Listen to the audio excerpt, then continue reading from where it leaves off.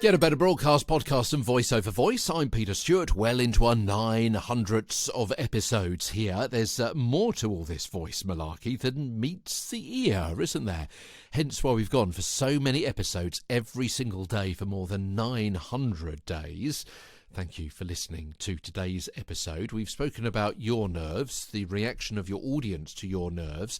Today, how you deal with your guests' nerves, because they get nervous too. The presence of a microphone can cause some people to panic. Perhaps that's not surprising in some situations. I mean, pouncing on an unsuspecting member of the public in the street, shoving a microphone in their face and asking them intricate questions about the International Monetary Fund is sure to make someone clam up and run off, isn't it? Studio or podcast guests may suffer similar anxiety. Either a member of the public or an expert in their field could go for either of them. Those more used to maybe a boardroom or a lecture room are sometimes terrified of facing a microphone or a camera for the very first time, rather than a real live person. Yeah, it might be to do with their words being recorded electronically for posterity. It might be that they don't know where to focus their attention. Where is the lens on the camera?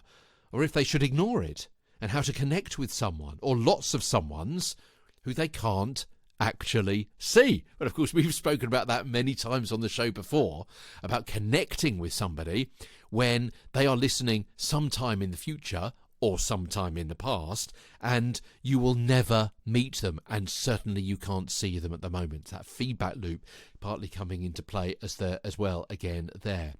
Of course, it's perhaps understandable that they may be a little bit overwhelmed by a studio situation, especially TV, the lights, the mics, and then also they're feeling, again, I've spoken about it before, of chew them up and spit them out, the way that some producers process their guests on a live show. They're kind of wheeling them in, putting them on a sofa, they're being interviewed, and they're being grabbed, the microphone's taken off them, and they're shoved out back on the street, and they're left going, what? Hey, what happened there?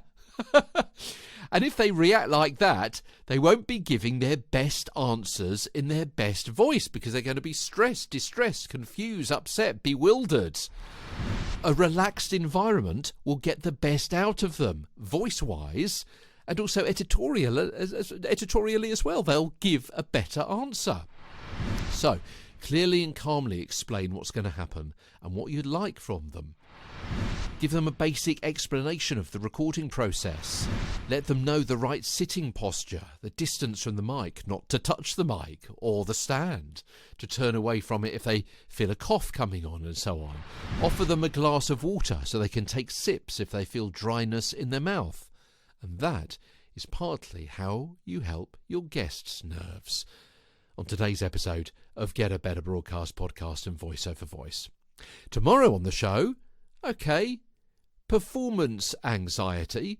We talk a little bit more about it and how you can overcome the situation of mic fright. We've spoken about it in some depth.